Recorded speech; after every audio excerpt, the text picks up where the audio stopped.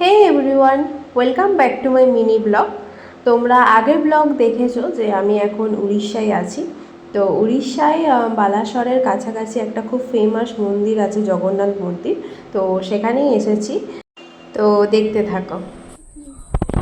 কোথায় যাচ্ছ? বাড়ি। বাড়ি যাচ্ছ? ভালো করে ভেবে বলো। মন্দির।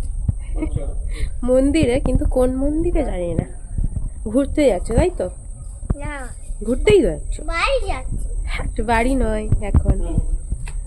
ডলকে ওর মা বলেছে যে আজকে আমরা আমতলার বাড়িতে ফিরে যাচ্ছি, তো ও সেটাই জানে। টোটো করে যাচ্ছি, মেঘ চলে এসছে, এতদিন পর বেরোচ্ছি, তাও বৃষ্টি, তো কি করা যাবে আর। রাস্তায় যেতে যেতে আমাদের নীলগিরি পাহাড়েরও আমরা দর্শন পেয়ে গেছিলাম। এসে গেছি আমরা মন্দিরে, এখন বৃষ্টিটা থেমে গেছে। ফার্স্টেই জুতো খুলে এটার মধ্যে দিয়ে আমাদের পা ধুয়ে ভেতরে যেতে হয়। এবারে আমরা মন্দিরের ভেতর ঢুকছি। এই সামনে যে জলটা দেখছো, এর মধ্যে সবাই কয়েন টাকা ফেলে।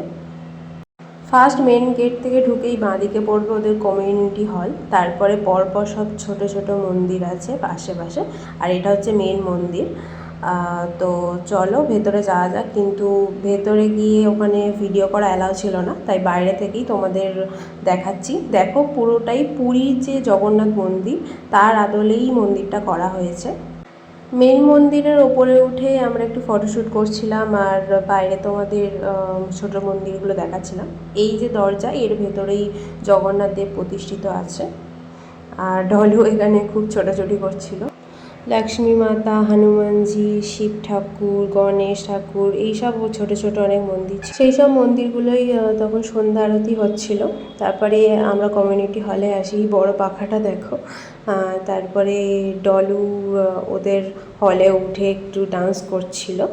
তারপরে ফেরার সময় আমাদের খুব ঠান্ডা লাগছিল, তাই ডলু আমার ওড়নাটা নিয়ে এইভাবে চাপা দিচ্ছিল। তো এসে গেছি বাড়িতে, চলো টাটা।